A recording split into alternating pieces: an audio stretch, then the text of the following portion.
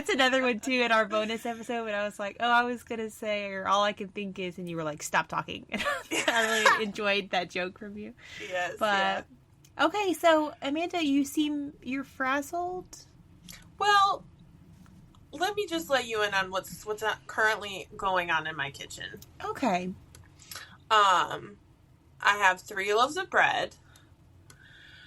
I have lactation chocolate chip cookies because someone I know just had a baby and someone I know is about to have a baby. So I was like, 2 birds, 1 stone, make some now, free some later. Mm-hmm. And then a double batch of soup, once again, said baby mamas plus our family, plus spaghetti from just tonight. That I also have to freeze half of in the dishes, and it just was like, oh no. And we went to the pool, which was awesome, but then like we didn't even eat dinner till 7, and it was like there's no way. And I had to shower. I hadn't showered, get the chlorine off my skin. There was a lot going on. Yeah. Okay. Well, yeah. You had a lot going on. Bone broth also. Working on some bone broth. How? Just a lot of I'm what picturing... are you call it? Irons in the fire. Yeah. And only one chef in the kitchen. It's not too many cooks in the kitchen. It's just the one. But I just imagine does this to herself. Yeah, a completely covered stovetop. Yeah, 100%. Okay. The bone broth is on the Instapot, which is on the counter. Okay. Shout out Instapot. But yeah, everything else, and then cookies on the baking shelf. My oven is still on because I couldn't get it all done before we had to record. So we'll do that afterwards. Yeah.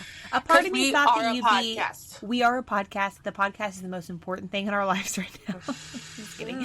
But no, we're like, we will still record. We can do this. I thought you were going to be like in another state, or you're going to have friends in town for camps or something. Do you know what I mean? Sure. My children are in an arts and science camp this week. Whoa. Okay. A little day camp. Yes, little day camp. So that's Monday through Friday, which for us to leave every day is wild. But no, just life, just me doing stuff to me, Oh, you just being Miley, like in the song. Well, great. Well, I know that you have to tell our devoted listeners about a particular story that you sent me lots of photos of. So I do want to hear that. Today's episode will be on what? Movies. We haven't introduced the podcast yet. I know. And then I thought, well, should we introduce the podcast? And I don't know. I feel like I'm really a bit out of whack today. Isn't that interesting? Sure. I have been loving my summer and really soaking it all up. But then it's this weird juxtaposition of being around like friends or family, like all day, blah, blah, blah, blah, going back and forth. And then a stark contrast to the next couple days of speaking to no humans. Sure. Do you know what I mean? So then when we record on one of those days, like we're doing today, I'm just like, hello. Like, you know what I mean? Like I'm leaning forward, listener of like, like I have a top hat that I'm taking off. And so I'm just hoping that I'm a normal person by, when we do this podcast. Teacher who works too hard, and her best friend's got 4 kids in the yard. Yeah, the mama loves her curds away, and her best friend just loves Tanqueray. Oh, yeah, I'm not mad about it. And I'm not mad about it. Welcome to I'm Not Mad About It. I'm Amy. I'm Amanda. And we're not mad about it. Oh. We're good. We're good. We're still separate and nice and not in sync, which is what we want. We're not mad about it. We've talked about how we are. Again, I forgot how to do a podcast. I think I'm good. No, I'm good actually. Yes. Okay. I'm good. I just finished, not today, last night, I finished the newest season of The Chosen. So I do think that has no spoilers. No spoilers, but that has really, I think, put me in maybe that's a part of it. I don't know. And it particularly like somber spot or something. I am in the process of completely redoing my art studio. I don't know if you can see, the listener can't see because they're listening with their ears, but you can see with your eyeballs, like, there's a lot going on that I've changed in the room. You're right. Picture frames are different. Yeah, we have a lot going on. So, yeah, it's been a really good, productive few days. The next several days are going to be crazy loco for me. So I think maybe that's why I'm off my game too. But I'm great. I just have a lot of things about to happen. Where I'm going to be driving to Cincinnati for a few days, and then I'm going to drive beyond where I live in Tennessee to southern Tennessee for a week-long art teacher retreat kind of thing. It's camp, so basically. Cool. Basically camp. Yeah, I'm staying in a dorm like I'm in college, except I never stayed in a dorm in college, so this will be for the first time, basically. So there's just a lot for me to do, and I'm just going to slow down and think about movies, because that's going to be our main topic. But you do have an update for me.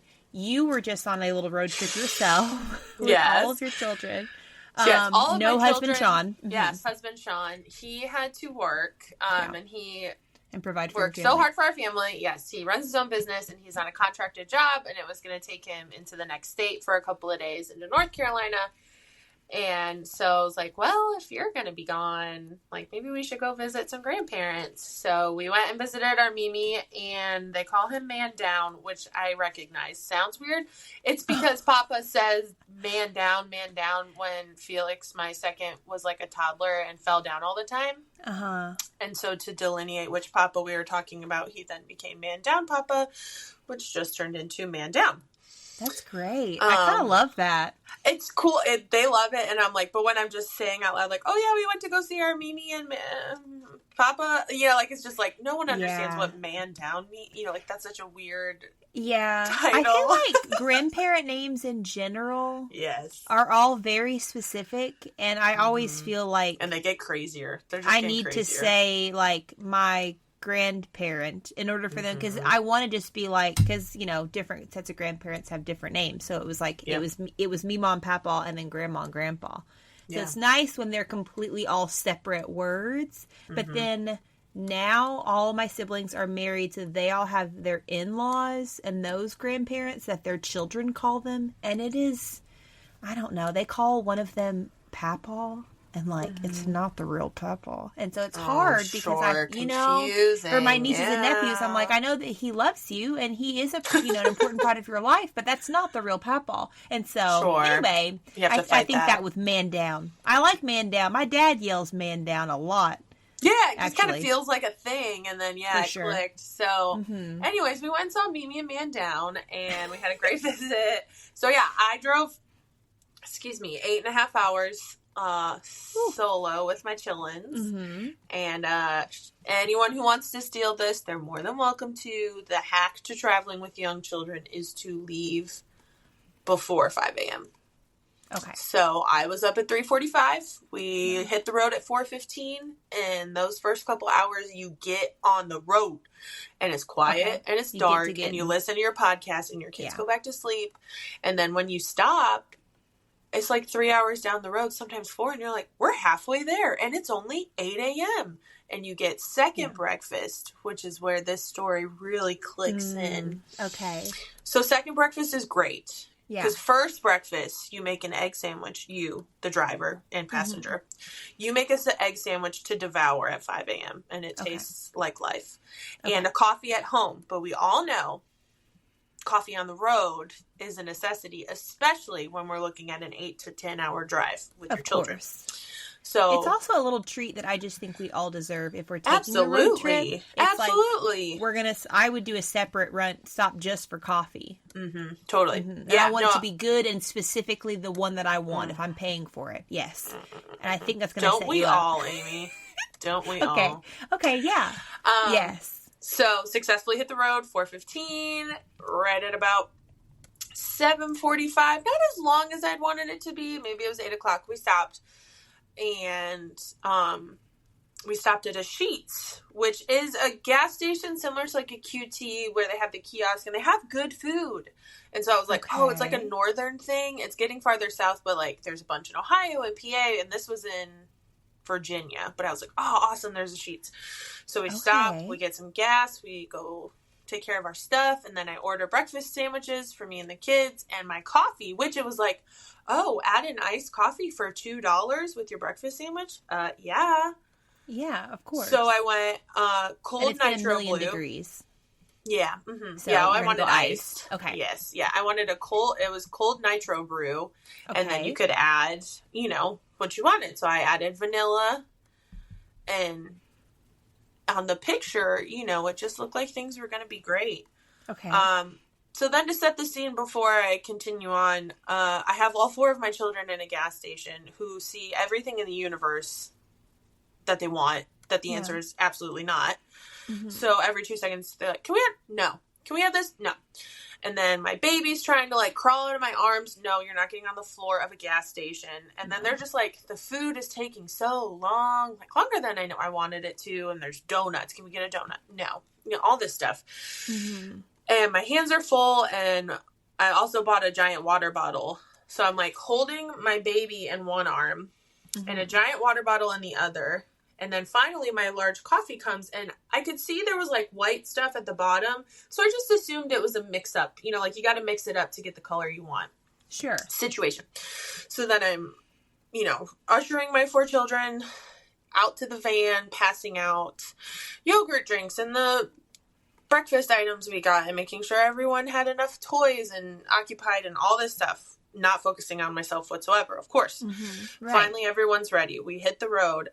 And then I stir up my coffee. And it goes from a very dark black to the color of my shirt, actually. Just a very distinctive brown. No.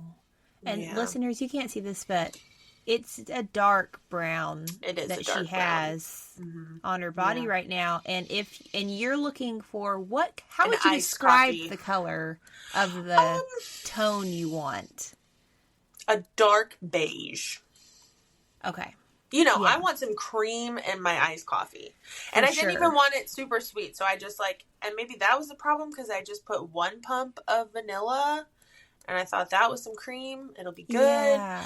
I don't know what happened. Oh, and I did put cream. Yeah, because it asked what kind of milk I wanted. And I said whole milk.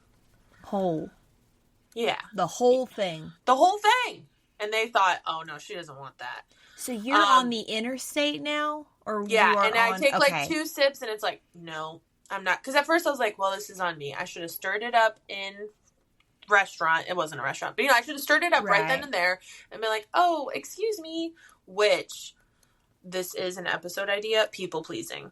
I think we should have a whole discussion on people pleasing. Okay. And once again, I'm paying my penance for that because I should have, with my 4 children, stopped, stirred it up and been like, ooh, this is not right, and asked for more milk in it. Yes. So I'm mad at myself, but we just hit the interstate, and it's very clearly we're about to enter the depths of Virginia where we will pass nothing. I was like, okay, here's what I'm going to do in my head. I'm going to stop at a Dunkin' and just get a cup of ice with cream, and then I'll be able to, mix. Not full of cream, but, just I was going to be very specific, a cup full of ice, and a third of the way with cream and call it good. I know it's a weird request. You know. Okay. So there was one Dunkin', but I missed it. I was like, but I'm like, that's okay. I'll catch the next one. No, there's not going to be a next one. Okay. So then it was okay, there's a standalone Starbucks and then there's going to be nothing.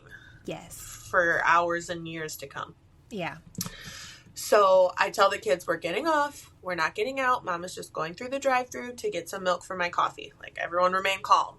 This is not bonus ordering time. Yes, yeah. Which, of course, they're like, can we get a cake pop? Of course. No. Right. It's 8:15 in the morning. So I go through the drive-thru and I say, Mommy's getting a cake pop because she's she needs it. Cake stressed, but yeah. Okay.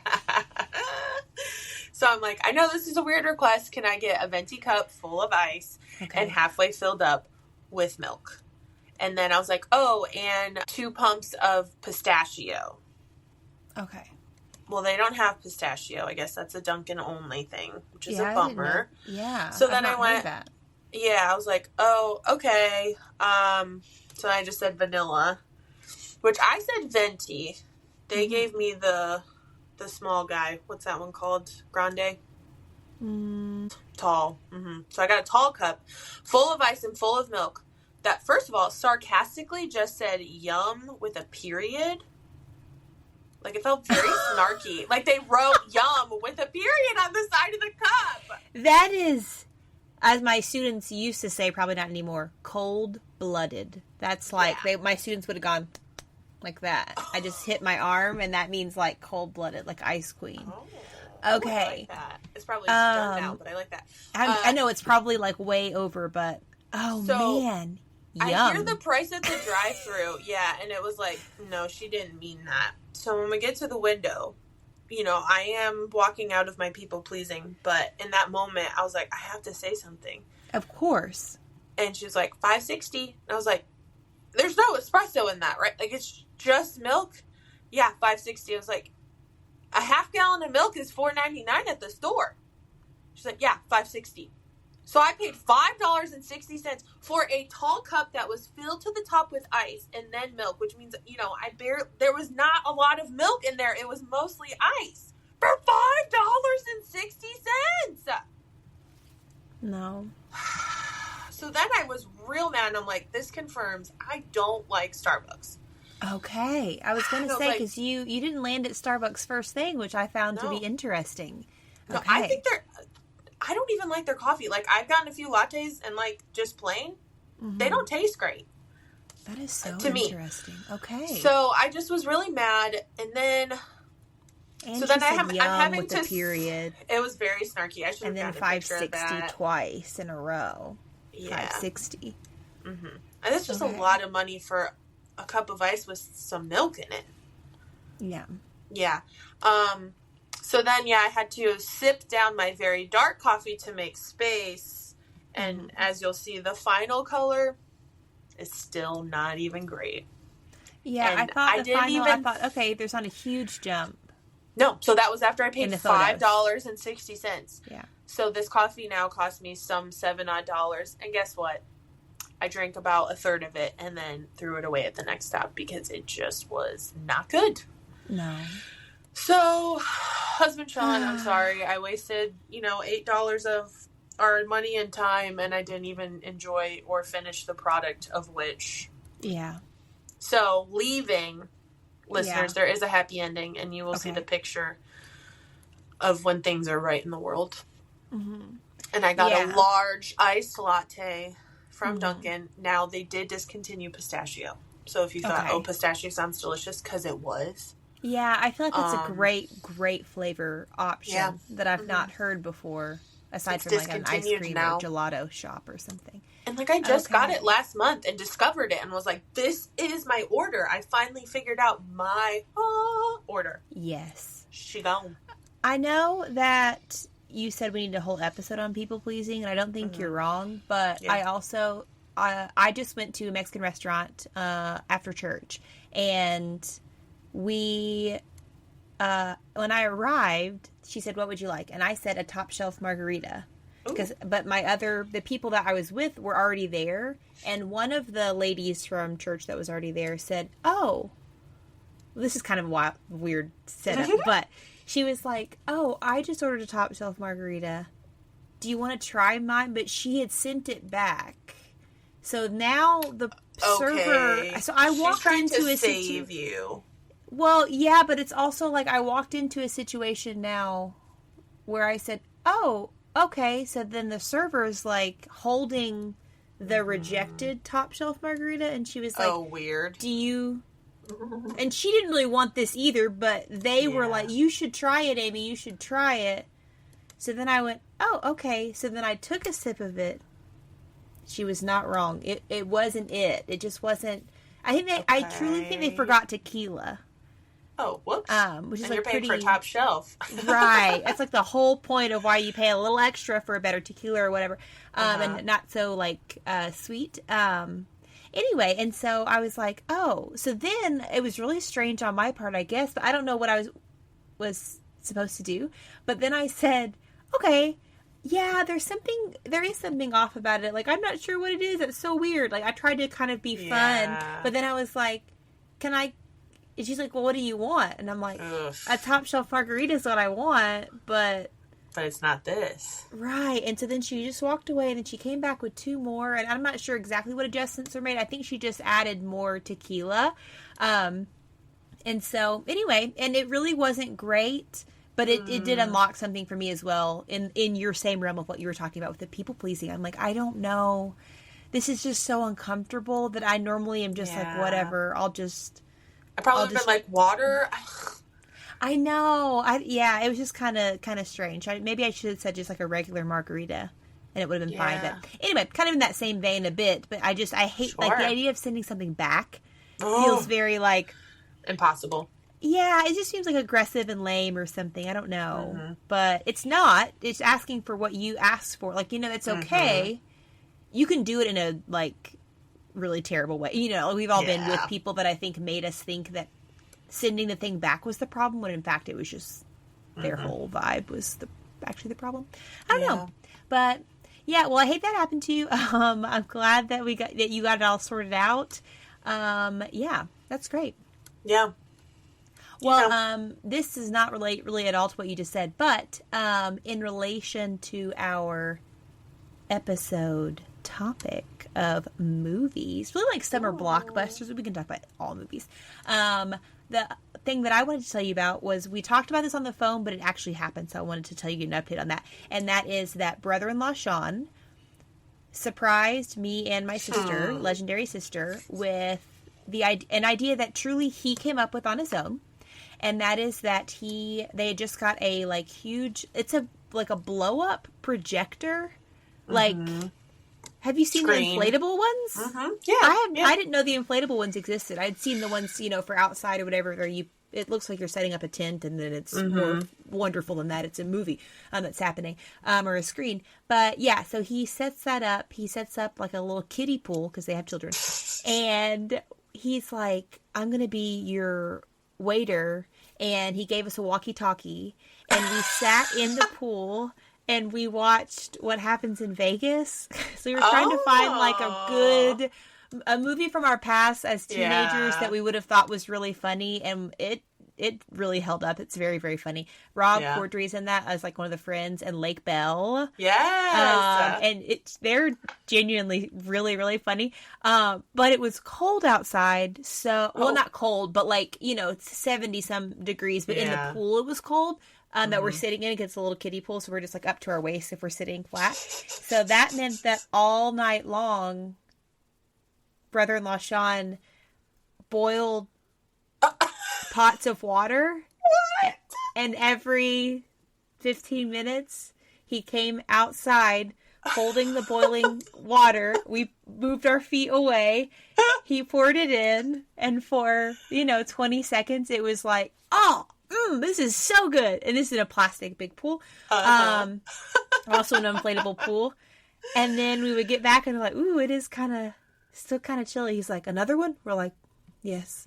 And so he just brought us drinks and snacks and things. And we had, a little walkie-talkie, and we watched a movie on the lawn until finally we were just too cold. And it just was like, well, we tried. And so the last 40 minutes of the movie we watched inside after we changed out of our swim gear. But isn't that just the sweetest thing? But also just, it's everything. It's great. He was actually, so brother-in-law Sean was a different persona as well. So he wore a different outfit and a hat and different things, and he called himself Winston, and he believed that he was Jamaican. And so when we first walked out, there were like Jamaican dancers that were on the screens. He was like, I thought you girls might like this because you're in town. And he was like asking where we were from. My sister was like kind of falling for him, which we were like, it's a little uncomfortable because it's not, brother-in-law Sean. It's, his name's Winston here. It's this other person. And he would not break character. When we asked to talk to brother-in-law Sean's name, he would go, oh, I can go get him if you want. And he literally would leave the room and change outfits. I love that this was all driven by him, and he was just having so much fun.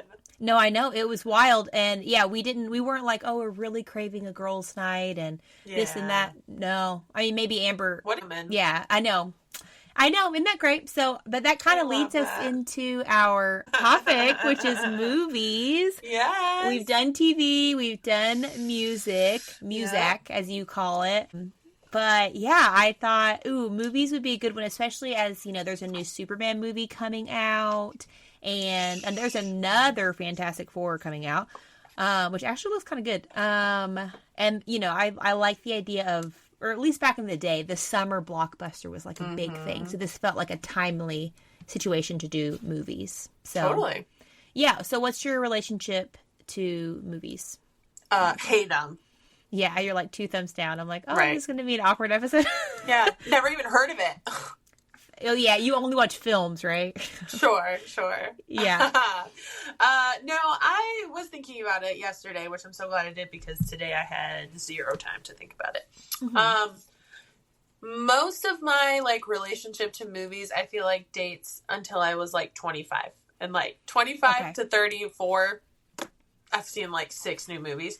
But before that, I just feel like I'm less passionate about movies in a general sense, and just lifestyle wise, if husband Sean and I have any time on the couch, it's we have enough for a 45-minute show. So it's not very often that we're pulling up a movie. And if we do, it's on a Saturday night, and then it's got to start it at enough time, or it's got to be something I really love that I've seen 1,000 times and I'm just choosing to rewatch. To want to put a movie on, really. But there are a few that have stood through and broken through that last decade, but not many. Not nearly. I just had to write down a movie because I have a whole list of things. I was like, yeah. Well, that makes sense to me because my siblings, they'll watch movies here and there, but I don't know. It depends on if we have a history with the franchise or something, because franchises became a huge thing in the last 50 years or whatever, right? And so a lot of new movies are, in fact, just either a remake or the newest version of the blah, blah, blah series, right? And so with those, I feel like I can chat with siblings, in-laws, and stuff, and they will have eventually, not necessarily, they didn't see it in theaters probably, but they will have seen it by the time it's on streaming, or brother-in-law Sean actually really does like movies. So he will buy the Blu-ray the moment it comes out. So he's still pretty into that. But my own personal relationship to movies, I love movies. And I like the experience of going to a movie theater, if at all possible, for a big release of something I'm excited about. It's harder to find people that want to go to them. Sure. Which is fair also, but it's okay, is it worth getting a sitter for this or whatever, you know what I mean? So, I end up watching, I feel like a lot of new, I don't know, if it's a big enough movie, then I have a few friends, one of my best friend, Sean, he's pretty much still, he's a father as well, but he and his wife are pretty much still down to clown to at least allow him to go with a group or something, or sometimes her as well. But yeah, I love movies. I probably like TV more just because I feel like you get to know the characters so much longer, and you have these okay spurts of building upon things. But I like the artistry. No one's shocked by this. If you're a dedicated listener, I like the okay, I have 2 hours to tell the story start to finish, and I love identifying what I would call perfect movies. You know what I mean? I like it when, and it doesn't mean it's everyone's cup of tea necessarily, I guess, but it's I like when a story's told really well. It gets hard to do, to introduce if it's a new concept, right? New characters and figuring it all out, having conflict, and then the big thing that happens, and it feels resolved in a meaningful way. It's actually probably really hard to make movies. I have no idea, but you know what I mean? Yeah. No, I do. Yeah, so I love movies. I love, if I have a few movie friends. We should call him Movie Sean. I feel like I will only talk to him every, 6 months or something. And it'll typically be about, well, have you seen the latest blah, blah, blah? And then we'll just go into intense detail because no one else in my life really cares as much about getting into the weeds of it. Do you have a singular favorite movie, or do you feel like, I know, is that, I don't know, or do you feel like you have more genres? genres? I have a super cute story Okay. about movies in my family. Okay. Tell me. Specifically my dad. So my dad loves the movie Groundhog Day. Okay, great.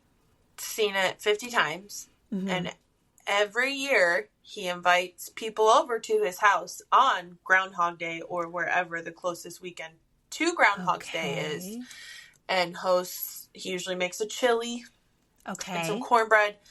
They pop popcorn, and he has people over every year, and they watch Groundhog Day. And the best part about that viewing experience is, A, my dad has one of the most marvelous laughs in all eternity. And then he laughs at Groundhog Day as if it's the first time he's ever seen it. At the same jokes. And it's so, like, it's like watching a child. It's just one of those, like, precious things where it's, like, it's so innocent and pure and pristine. And this, once again, this part of the story is 10, 12 years ago. One of my high school best friends, I told her about this for so many times, and she got to come to my house in my living room and experience watching my dad watch Groundhog Day is the best experience. The movie can fall flat, but watching him watch is just marvelous. So, I mean, yeah, he was looking at the TV, and she and I are just looking, like, perpendicular, watching him watch this movie, and it was just, we're like, so it's so good. So I come from a long line of repeaters. Okay, you really do with the music and with TV. Okay, do you have a movie or a set of them that every time you watch it, you feel like you laugh just as hard? Not maybe laughed just as hard, but already the movie we possibly alluded to every time. Ocean's 11. I'm just like, that's the one that I wrote down for you. So much. Every time I'm like, how do they pull it off? I know how, and I still am like, yes, it lands every single time. See, I think that's an example of a perfect movie. In that, you know what I mean? And that's like an enormous cast to like get right. Yes, but it's just so the chemistry's so good. There's not really a lull. Everything is just boom, boom, boom, boom, boom. Like, I would be curious. And it's so under your nose, especially like the first couple times when you're like, wait, how did they? And then it's like now you can clock certain things in the background once you've seen it enough times. But it is just so, it's so well done.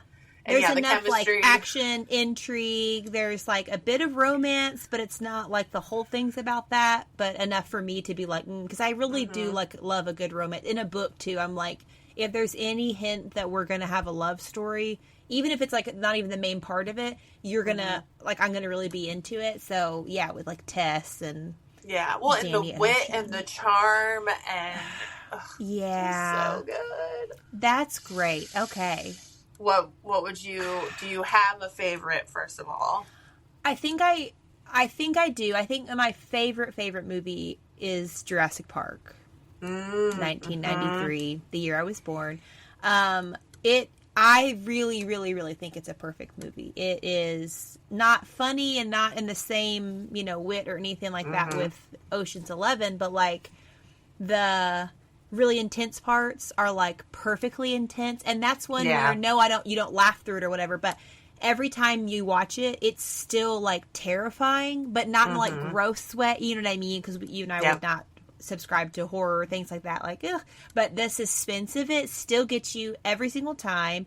The characters seem like motivated and you care about them and their hearts, like the quiet moments are allowed to be quiet for a second, like it's just, it's so good. It just... And the music and the... Yeah. So I think that one's up there for me.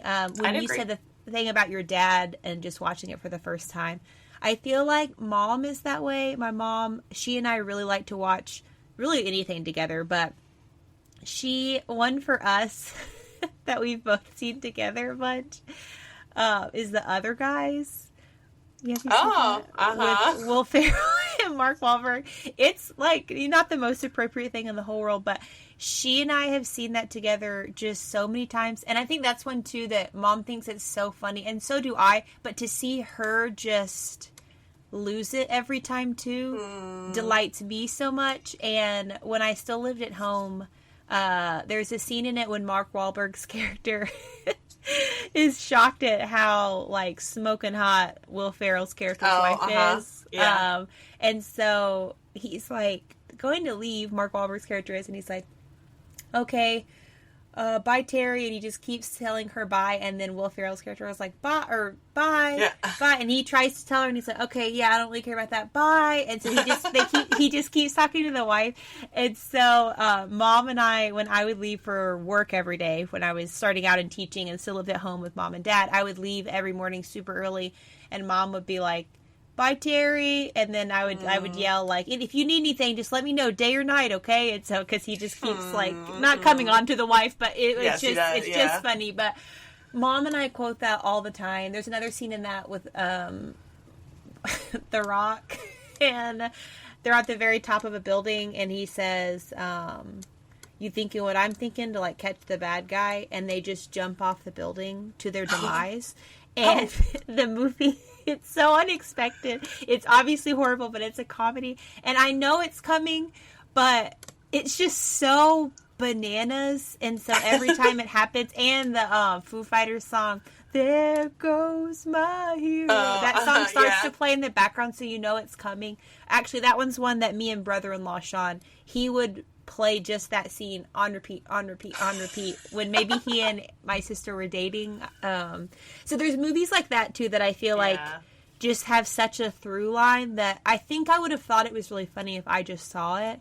But do you know what I mean? Like I think that there are some movies that feel like, oh, this movie is so much more because of an experience with others. Whereas I think other movies are just like, objectively, this is a good movie. But you know what I mean? I feel like if it's not shared with people, typically, I'm not going to have as big of a connection to that. One thing I have on here that I wanted to ask you is, do you have any movies that you feel like are totally underrated? Like ones that you're like, oh, I loved blah, blah, blah. And it's like not on anybody's list probably, but I don't even mean indie or like, oh, it's so cool. I don't even mean like that. Like maybe it's a movie that people would know, but you're like, oh, it actually was so good. And it's okay if you need to think on that for a bit. I was like, actually, I do have one I wrote on my list because I was thinking of Dennis Quaid movies because I feel like I loved a lot of Dennis Quaid. Did you ever see the movie Frequency? Where Dennis Quaid, he's a fireman in like the 1950s, and his son is an adult son who's a policeman, and he finds a ham radio. You need to watch it. It's awesome. I'm writing it down. Okay. Frequency. So basically, like this adult son finds a ham radio, and somehow in the frequency and the lightning in the sky, this ham radio can connect with his father. Whoa. In 1950 or whatever the timing is, 70s probably is more accurate. And the dad, Dennis Quaid, dies in a fire. So like he dies when the adult son is a child. So then it's like, well, he's going to try to save his dad from going to do, and then they try to solve some mystery, and then it's like the butterfly effect, and they change history. It's so good. Okay. That's a great one, it sounds like. Early 2000s. But yeah, that's one, like, my mom and I watched, and then it was like, if I ever was like, oh, Frequency, I love that movie. Oh, and again, you're like, what is it? Oh, yeah, like, you forget the sequence of how they figure it out, and, like, you know. Man, Frequency. Okay. That just unlocked another memory of a movie that I didn't write down, and I don't know what it's called. But did you see that movie that's like, it's In Time or Only Time? It's not the Justin Timberlake movie, or whatever, Time one with the, like, their timer on it. No, it's not that one. It's the one where like, he knows his, like, wife is going to die or something happens, and then he goes back in time. Doesn't mean to, but something happens where he's back in time. And basically no matter what he does, the things that led up to that day happen in a slightly different way, but they still are just inevitably happening. Have you seen that movie? Do you know what I'm talking about? It sounds vaguely familiar, but it is like absolutely gut-wrenching, but it's not I don't want any spoilers for Frequency, but it sounds like that has a more peaceful, happier ending. But that one was one that was just like, like my whole heart. Okay, do you like movies that you know, the classic movies that full on make you cry, like that are just really intense? Like, are you into things like that? Can you do them anymore? So I have a very vivid memory.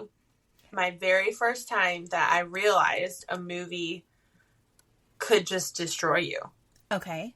A Walk to Remember. I was 13. Yeah. And it was on ABC Family, you know, whatever, or HBO, but it was on TV, and I watched it from start to finish, and I just did not know that a movie could end with, like, the main character dying of cancer, and I bawled. And then I got the soundtrack, you know, downloaded it off of LimeWire, and I would listen to it over and over again and just cry. And then anytime it was on forever, I would watch it, and then, like, literally, I'm like, I don't think I can ever watch that again. It just, that was the first time where I was like, wait, what? Yeah. That's such a good point. Oh, no. Oh, man. I have a few movies where it's like, I remember West. Hubba Hubba. Yes. I have a few movies where I'm like, that destroyed me so desperately hard, and I can never watch it again. I felt that way, I guess, with The Notebook. You know, just that it was us at the end. That's tough. And then, of course, like the rain scene and everything when he's like, I wrote you every day for a year, and you're like, what? You know, and so I feel like there were moments like that were big as a teenager for me that I was like, I have Nicholas Sparks craze as one of my. See, I think I only read part of that book. I don't even think I finished it, and I feel like that's the only Nicholas Sparks that I even watched in movie form as well. I don't think I saw the one with Miley Cyrus. What's that one? Oh, The Last Song. See, that one got me because it's a father-daughter, ultimately, and the dad isn't healthy, we find out, and that, once again, destroyed me. So I was like, you know, here I am, I have a sick mother, and I'm like, you know, my dad is my everything, and I was like, I can't handle this. So I did cry pretty hard in that one, too. Oh, what's the one with Julia Roberts and stepmom? Probably. Stepmom? That one is tough as well. I don't think I've seen that one. That one was one. A lot of these movies that I feel like were really like, that just like, you know, dug into my heart were ones that my mom would really like or ones that we had on VHS because mom was all about them. You know what I mean? So I feel like that, Steel Magnolias. I was just about to say Steel Magnolias, but I didn't see that one till I was like 20-something, and I did not, once again, know how it ended. So I was like, wait, what? I know. Yeah. Yeah. Oh, man. See, I feel like I don't have a ton of tolerance anymore for crying movies. Yeah. Like, if that's kind of the point of it. I know that I, you know, sound completely like I'm flip-flopping here because I do watch, in fact, some TV episodes just to cry. But I know what's coming. And I guess, so, like, I haven't read or seen The Fault in Our Stars. Because I just know. That one's a good one. Yeah. But you know what I mean? I just feel like, why would I subject myself to that? Yeah, there's a few of those. Like, I know I saw one time The Boy in the Striped Pajamas, which is the Nazi camp story. Yeah, never again. That was heartbreaking. Yeah. Another one, I just talked about this with husband Sean. It's in the title. Lone Survivor. Oh, okay. Mark Wahlberg. It's a war movie. Yeah. It's in the title, Lone Survivor. Right. And you get attached to all these guys. Yeah, and that, I cried for like 2 hours on the way home and was just undone because they were real men. You know, they show the pictures and the families, and it just is like, once again, I could never watch that one again. Like, I still vividly feel that. And this was back in my early 20s. Okay. So here we are, a decade and a half later.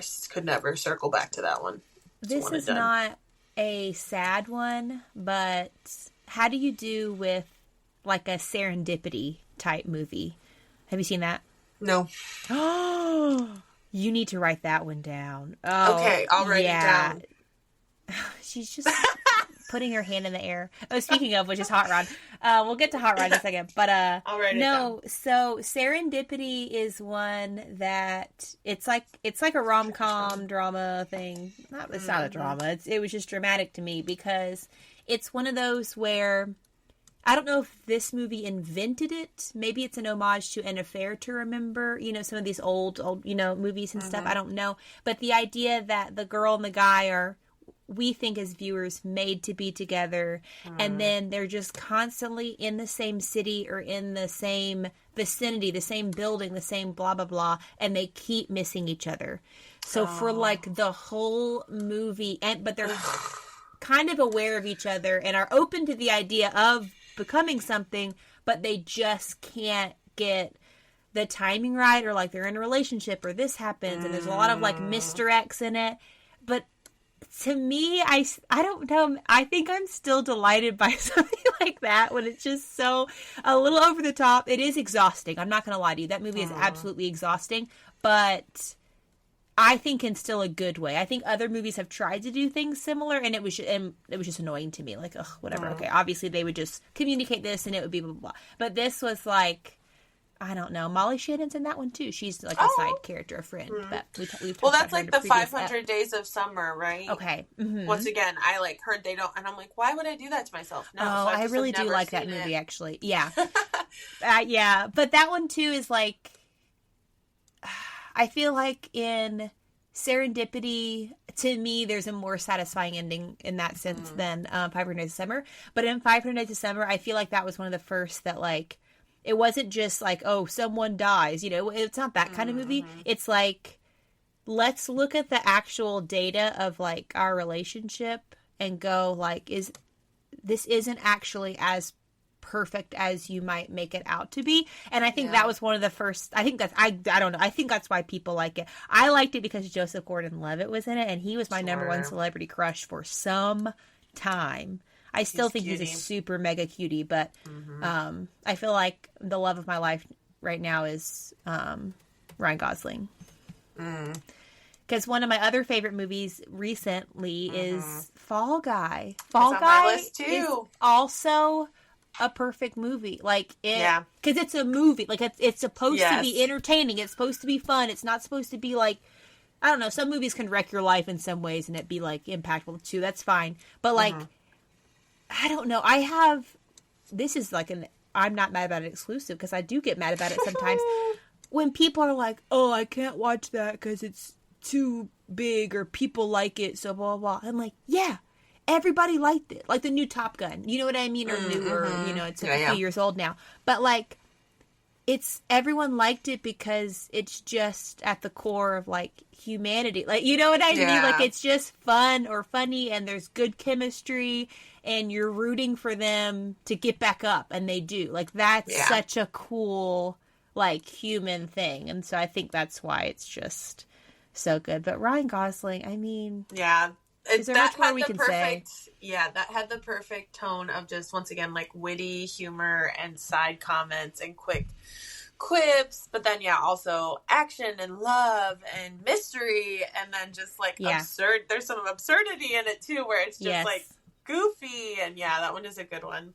We watched that one actually per your recommendation the night before our little baby. My youngest had to have surgery like last year, and we had to go stay up near the hospital, and so we stayed in a hotel room, and it was like, I know what we're gonna do. We're gonna order in food, and we watched that, and it was like the perfect level of what we needed that night. And we've rewatched it a couple times since, because I'm like, it's so good. It's so good. Yeah, I think it's rewatchable too, because there's definitely more stuff too that now I just want to watch more in the background and see things, because there's kind of a whodunit too, and you're kind of learning more and more big reveals and stuff. But which, speaking of that, whodunit big reveals, the Knives Out series that one broke through. I know. I wrote that one down for me too. Yeah, those and that's when it's like some of those movies where it's like it's so popular on Netflix and the premise doesn't seem like risque or like super, then it's I'm in like, the PG-13 realm, which is why that's the sweet spot. Totally agreed, and that's when I'm like, oh yeah, well there's a new movie on Netflix, let's watch it. But it has to be like, there has to be certain parameters in which I'm like, and the same thing, Murder Mystery with Adam Sandler and Jennifer Aniston, both 1 and 2. Yeah. Loved those, because once again, it was like, it's new, but it felt safe in this realm of, safety. Yeah. Amber and brother-in-law Sean loved that one as well. I was going back to ones that I feel like are underrated in my head, because when you said, like, that you can count on them not being too crazy because they're, like, PG-13 or whatever the streaming equivalent is of that now, I feel like there were some made by Disney movies a little bit ago. I still feel like we're going to have to do a DCOM. Oh, yeah, we're going to have to do its own yeah. DCOM app. Yeah, for sure. Yeah. But I just mean, so I wrote down in the underrated, Prince of Persia. Have you seen that? I don't know if With Jake Gyllenhaal. What? Which, no. wink, wink. What? Okay, seriously, so. write that one down. Yeah, I It's will. That sounds right. so good. So Prince of Persia is based on a video game, Prince of Persia, and it, came out, I don't know how long ago. It didn't do very well, I don't think, in the box office or whatever, and so they never made another one, but, like, when I say, yes, Disney made it, so it's that not Disney-fied, but, like, the violence level of it is gonna be, like... Disney safe, yeah. Disney safe, like a Pirates of the Caribbean, which also great movie. Yes. All of them, the first really. one, yes. But I have a story about that too. But with Prince of Persia, there's just again, the characters are great and they're growing and learning and all the things. But it has kind of a magical element to it 'cause it's based on a video game. So like the sands of time, he can click this thing and like go back in time just for a little bit to try to. So he has to be like extremely like thoughtful about what he's fixing and doing and taking his own pride out of things to like make things better for his kingdom because he's in like Persia. It's really, really good. So I'm gonna do a plug for that movie. But okay, have you ever been with anybody at a movie theater or you're watching it with them in their house or whatever where they've seen something but you haven't seen it and they just stare at you during the big reveal? Okay, great. Because I thought of, this is a spoiler alert, so you can like click ahead if you don't want to know the spoiler for the second Pirates of the Caribbean movie. So it's been a very long time. But I think it's a Dead Man's Chest. Is that the second one? Sure. At the end, I'm sitting there. I'm next to best friend Sean. And his eyes are like burning a hole. And he's leaning over and he's like, and I'm like, stop it. Like, what? Yeah. And it's at the very, very end of the movie and you just see stairs and like feet, and and at the very end it's revealed that Barbossa is alive, who died in the first one. Sure, and okay, yeah. It's one of those things that no one else probably remembers or cares that movie, that was a big reveal. But at the time, and to be there with your best friends, and he's already seen it. Do you know what I mean? It's just such a special, like, I love that kind of stuff. But it was really funny, yeah. The Notebook, for me, actually. Oh, okay. Because, I was still overcoming some of my too cool for schoolness. So The Notebook, I was like, I'm not watching that. It's way too pop. Like, everyone was losing their mind. So finally I watched it, like, so on my friend's good. fourth Everyone watch. liking yes, it. Of course, yeah. So on, like, my friend's fourth time watching, I finally was like, okay, all right. And yeah, like, one friend, like, put their hand, like, on my arm when like, at the very end. It was like, oh, and I was like, what? Yeah. I love that. That's great. Well, again, I have so many of these that are questions and things I've written down. What movie do you find that you know the most words to? Like, can you, if there is there a movie that you could put on and say the words along with basically all of it? Okay. 27 Dresses. Oh, good one. Yeah. I had that one on DVD. Me too. Yep. And yeah, that one. Yes, exactly. Yeah, the white background. Yep. Yeah, I can't tell you how many times I watched that. And it just, that's where my love for James Marsden really is rooted in. Oh, sure. Is 27 Dresses. And that's just like, anytime I saw him in anything else, was like, That's great. Okay. Yeah, to bring it to real life, I have been a bridesmaid 9 times. So it's not 27, but 9. Yeah. Yeah. And I'll say it here, at least 2 of those, I was a filler. For sure. Okay. So. Okay. Like well, as you know, should I ever wed, you'll be in my wedding, but yeah, that's you're the, another like, one. And you're literally the only person that, because I'm so far removed from it now. Sure. Because there's that time, and I know you experienced it too, where you're like, every I was in summer, 7 weddings. Yeah. There for them. It was a different time. So 7 of those I was driving or flying. Yeah. And then purchasing the dress and like, so like, it's like $1,000 commitment pretty much. Yeah. But yeah, twice a year where I was like, oh, they're getting married. That's so exciting. Like, I hope I get invited. And then I'm asked to be a bridesmaid. And you're like, oh, okay. Yep. Yeah. See, that's the thing when you're fun. Sure. Maybe. Like us. I mean, really, I feel like when you connect with people, and I feel like I do connect with people, and that's like I love to do in this life. And so I'm like, so it's like, it's very sweet. And then I go, oh, okay, I guess sweet, cool. Yeah, because, there's definitely been a few that I thought, ooh, that's so nice, 27 dresses, so good. Yeah. Tess and her outfits. We need, of course, we are going to have a fashion episode. Don't worry, everyone. But yeah. Okay, well, what's a movie word for word, essentially? Ace Ventura: When Nature Calls. Oh, the second one. So good. When it starts, if I'm watching along, I can say I think the entire movie. Also, Spaceballs. I know the whole thing. Oh, Spaceballs is one too. Actually, just side note that every time I see it, I laugh out loud so hard every time. It's still just as funny to me. I feel like Ace Ventura holds up that way. I mean, it's a little more raunchy than you remember from your childhood. It is. Well, and Spaceballs as well. I'm not saying that I would say every word that's in that movie, because there are words that I don't use, but I do. I know them all, and I can I can pretty much stay with it. I feel similarly. The Princess Bride. I feel like that's that what one. A lot of people would say.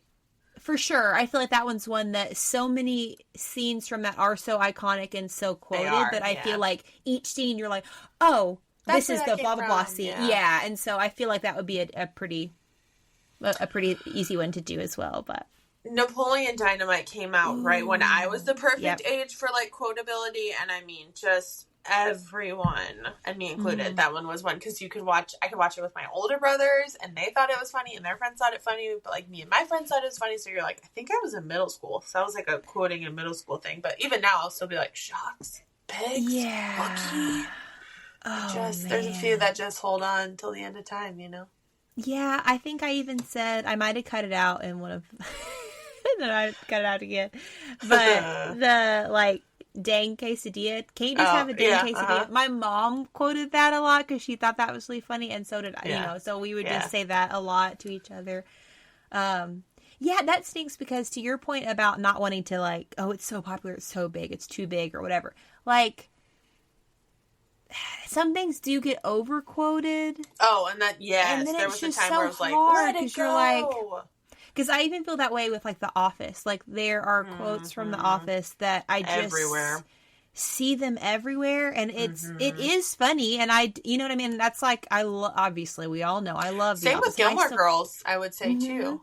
Yeah, there's just some quotes that I'm like, I don't like that one. That one's not even as good as these other. I don't know. So then I don't know. Anchorman was another one where I was like, it was hilarious, and then it's like, and then we gotta let it die, guys. It is, and now I would love to watch it right now because it would probably be so funny because I would forget so much of it.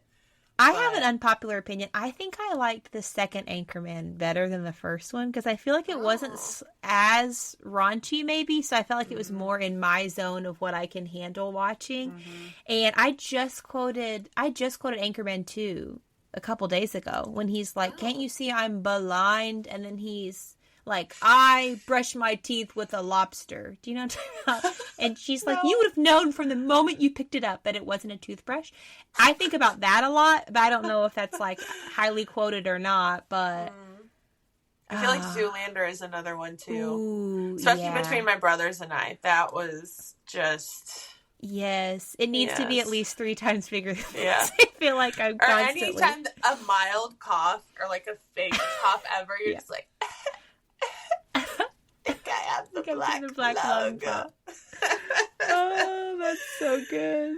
Okay, so I have a revelation that as I was sitting down thinking about this was I'm weirdly invested in emotional about sports movies. Okay, good. Okay. And specifically, like, movies that we would have watched as a family that then would have been rewatched 1,000 times, but they still just, like, every time. So, Miracle.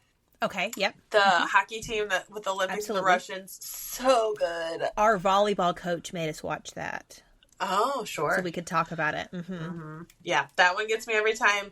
Once again, Rookie of the Year, Dennis Quaid, when he's the baseball coach, and he goes, and then he becomes the rookie. Are you semi in love with Dennis Quaid?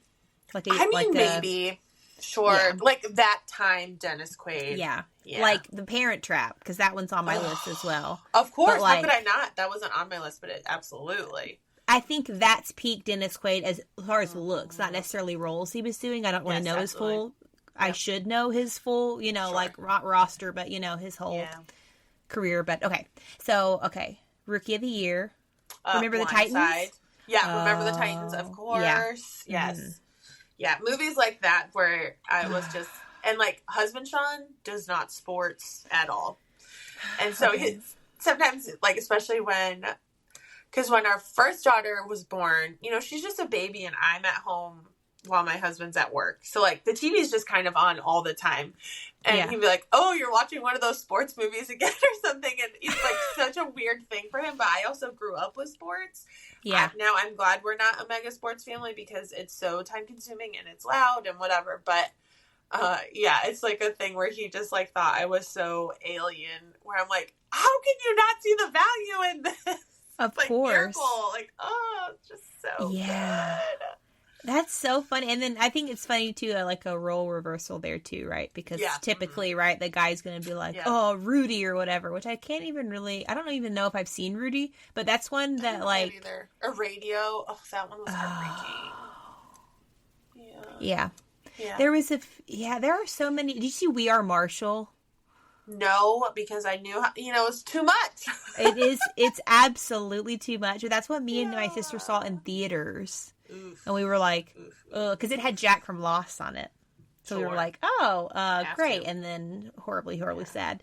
Yeah, there's a lot of, in the sports movies. Yeah, that's its own entire genre. Do you care for any of, like, the fantasy realm movies, like Star Wars, really. Star Trek, any of those? Not really. Okay. I didn't grow that you up did. On them. Yeah. When I was pregnant with Lucy, my first, got the flu, and husband Sean and I tucked in, and we did watch all Star Wars in a weekend. Great. In our apartment that did not have heat, so we were like literally sitting with a blanket over our heads, watching on a laptop. Okay. In our bed. Okay. But can I tell you what happened in any of them? Negatron. I cannot. Okay, that's interesting. So Negatron makes me think, do you care about the Transformers franchise and what they've been up to? The first one was like awesome, right? The first one was when I was 16, that was my favorite movie. Of all time. Shia LaBeouf, so already, like, I'm in. Yeah, and I loved that first Transformers movie. I saw it a million times. I thought it was funny. I thought it was action-y. The perfect level of action for sweet 16-year-old Amy, and honestly, for current 32-year-old Amy. No, I remember thinking, action and comedy could be together, and I thought that was, like, really cool. Oh, you know what? As we're talking about, like, Iron Man. Oh, I could watch Iron Man, all of them. Yes. Right now and still be totally enthralled. Those are. I was gonna say Iron Man 1. Yeah, Iron Man 1 is it's another perfect movie to me. I really just it introduced. Yes, it's the first of like a whole string of them and stuff, but like it introduces really the MCU, so it like has future implications, which is fun. But even if it was its own thing alone, it would just still be a great movie. Like So good. I love it. We're way behind on the Marvel universe, but for a while we were up on. Actually, I watched one at your house. Oh yeah, one of the Thor ones with your mom. The funny one. Was it Ragnarok? Oh, Ragnarok. Yeah, we watched that at your parents' house. Oh, that's wonderful. Yeah, I'm pretty much caught up on most of them. There's a few of the shows I haven't watched because there's so much content. There's so much content, but I really liked Loki a lot. So that series is great. I would recommend that. And then most of the Wanda series I really liked. They got a little like witchy at the end, and that's just not for me. But because she's the Scarlet Witch or whatever is like her, you know, so she kind of ends up on that. But on that note, so the last couple episodes are a little like, but yeah. Is this a podcast about movies or shows? Oh no, I can hear our critics now. We have a 4.5 on something, and I was like, ouch. Well, and it's fine, but I'm just also like, you don't know anything. Right. Whoever you are. We just have to take it. Thank you for listening, whoever you are. I hope you'll like this. Or maybe not. Your life was a movie. Who would play you and me and your prominent people in your life? I don't know. I hate that question. You go first. You have an answer? Maybe that'll help jog mine. I don't know. I don't like this actually question. haven't. I've not premeditated who would be me. I feel like I'd like for the answer to be like Keira Knightley or someone, because she's just so beautiful. But like, would you pick someone younger than you, like an up and coming? But then I'm like, what up and coming actors and actresses do we know? Because I just saw What Happens in Vegas again, and I was like, oh, like Ashton Kutcher, where have you been? Like, he's just so beautiful. And then Cameron Diaz too. I'm like, she is just so beautiful. She is. What are you guys up to? You know. Anyway, and like I'm like, oh, do the young people even know who those people are? Yeah, well, Cameron Diaz just had that movie with Jamie Foxx, that action movie, come out on Netflix a couple months ago. Okay. But, great. You know, my brain draws a blank, and I feel like maybe it's because now it's probably better, but, like, I just don't know if I ever saw myself, like, represent where I'm like, oh, I feel like I'm like her, or, you know, like, I just never saw myself in anyone in any of these movies, I guess, just, like, in a general sense. So I feel like I'm having a hard time. So you feel like you can connect with the stories and things, but it wasn't like, oh, that's totally me. Yeah, no, I don't think I ever really felt that. That's interesting. The only thing, I think so many people see themselves as her, so it's like eye roll. But in 2005, Pride and Prejudice, a movie that I gave you a lot of grief for not knowing everything backwards and forwards in it. Sure. I think an Elizabeth Bennet, like that character to me, that's who I aspire to be. You know what I mean? I don't know that I'm there, but like the idea of hopefully, you know, smart, beautiful, but also just like not ready, you know, not with all of the nonsense of the dating scene and guys being rude and whatever. Like, she just called things out. And so then, you know, her peers and things, it would be like, if you really want to blah, blah, blah, then you need to do this. And she's just like, no, like, they need to be kind and normal. And then, sure, I'll talk to them, you know? And so I always like, yes, girl, like, don't settle. And then, of course, she ends up with Mr. Darcy, who's just Mr. Hottie McCotterson. And he softens and he turns out to be a really good person. Okay. But he was the worst in the beginning. So I see myself in her, but I want to. So there's a lot of, like, aspirational Lorelai Gilmore. I always wanted to be her. Yeah. Am I her? No. But you know what I mean? Like, I don't know that I saw myself as I am or was. But I definitely saw, like, aspirational, like, this is where I'm headed. Like, you know what I mean? Like, or it's like some Zooey Deschanel characters. I was always like, that'd be so cool to be like that. But was I that way even in art school? Not really, but you know what I mean? So there's not a lot of just, you know, young, soon-to-be art teachers just trying to make it in the world. Sure, Maybe I know. I'm like, be. Where's the sourdough movie? You know, it's just not there yet. I feel like that should be a thing. You know, it's just not. Common. That's really interesting. Okay. Well, can we just do a quick shout out, rapid fire, to some of our favorite rom-coms of the 2000s? Yes, please. Yep. Mm-hmm. Okay, feel free to add in. I don't even know if mine are all going to be 2000s. Yeah, some of mine will be earlier than 2000s, but I think just rom-coms in general need a spotlight. Sure, yeah. 13 going on 30. Hair. Remember that? Yeah. Oh, Maddie. 27 Dresses, obviously. So sweet. How to Lose a Guy in 10 Days. All of these number movies. Just yes. Yeah. Made in Manhattan. Also, whoever that actor was, he is so... Where is he? You know? Oh, yeah. I was picturing The Wedding Planner. That was next. That's Matthew McConaughey, early days. Right. I was like, no, that's somebody else. I did not care for the Made in Manhattan guy. Oh, I thought he was old. Well, yeah, but now I'm, 34. I'm watching it. Now you're old. No, I get that, though. I get that. I have another movie thing in a second about someone old to remind me, but this is not rom-com, so keep going. The Proposal. Ugh. That one might be a perfect movie. Like, rom-com, which I was very close to a few guys in my teenagehood, and they were some of my very best friends, my best friend Sean's, and the one in particular, like, loved The Proposal, and was, like, down to watch it whenever, like, because it's, like, it hits on so many levels, and Ryan Reynolds in those early years, like, it just is so good. Yeah, that one I did like. I feel like I rewatched it recently. And not that it didn't hold up. There were definitely still moments that I laughed really hard. He's awful to his family. That's what I mean. There were just things that that didn't age super well, but not that they made crazy jokes about whatever. It wasn't that kind of aging poorly. It was just like, everyone's just like lying and kind of being mean. It just kind of made me feel a little bit like weird, but I remember absolutely loving it. I have on my list just of favorite movies ever anyway is Just Friends.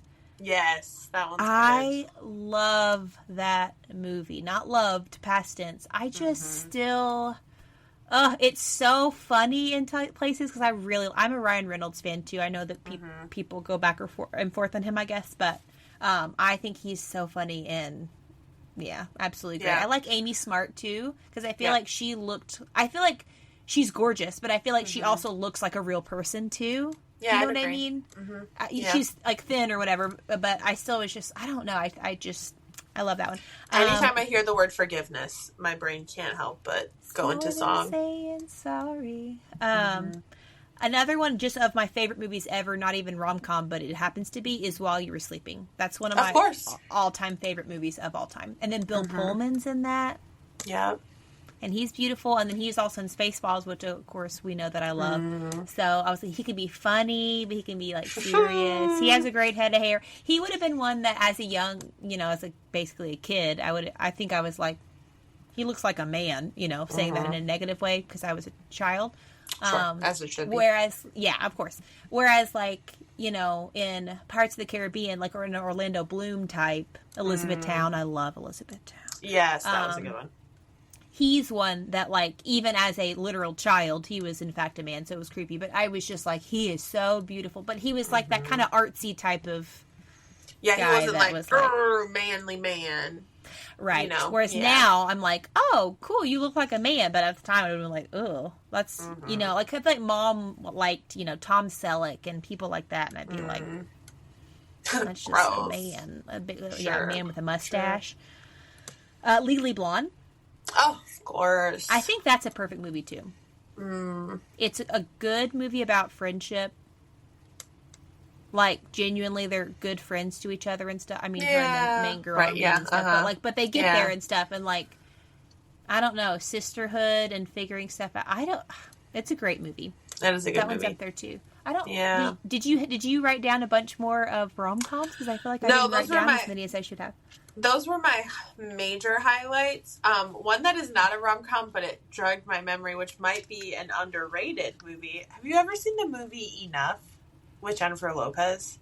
This was in the height of her. She's in every movie. It's not a rom-com at all. She's like she's a battered wife, and she finally has enough. Whoa. And she has to, escape from her abusive husband, and, like, he's abusive, and she has her friends, and they sneak her out, and, like, all this stuff, and she's on the run, and she changes identities, and she has a daughter.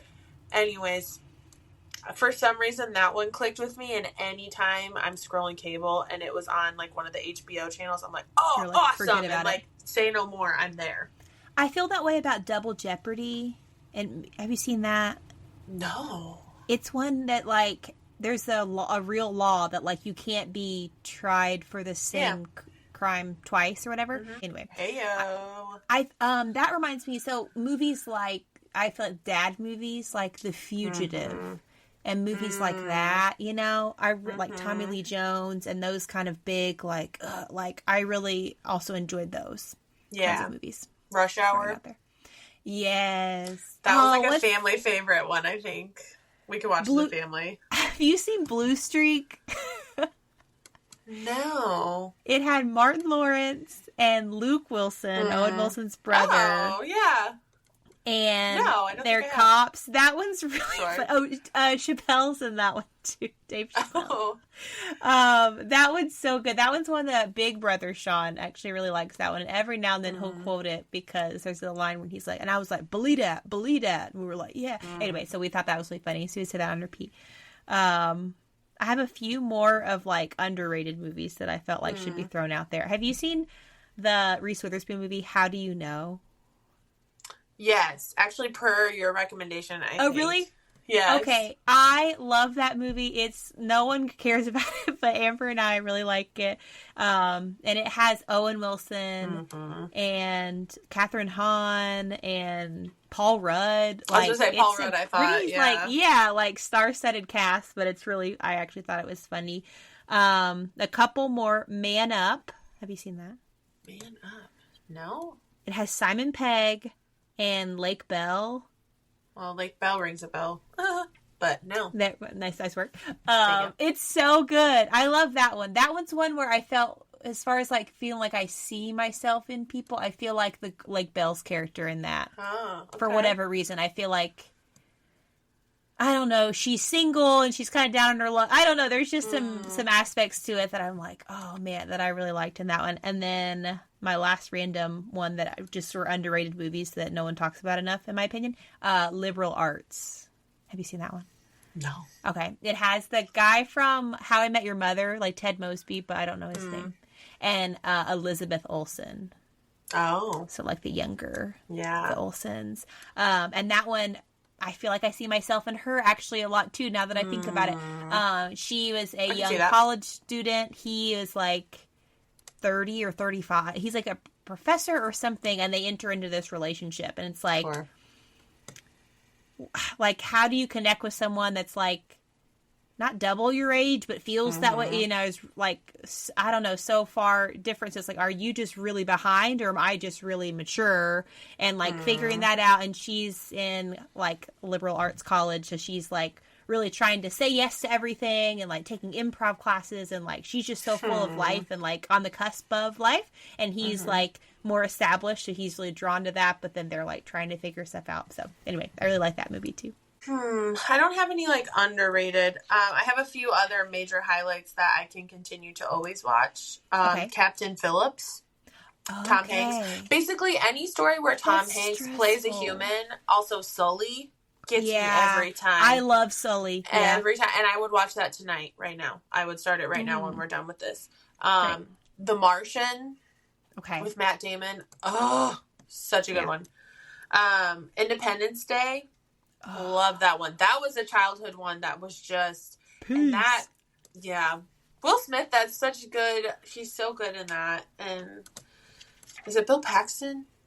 Is that who the president is? Yeah. Yes. Back to Bill... No, Bill Pullman. Oh, Pullman. Sorry. Yeah. It's also Pullman. Yeah. Yeah. Yeah. Those I could, watch right now. Great. Yeah. Man. Those are some really good ones. I feel like, some of that takes me back to the blockbusters, big ones. Me and my dad really love like the Mission Impossibles.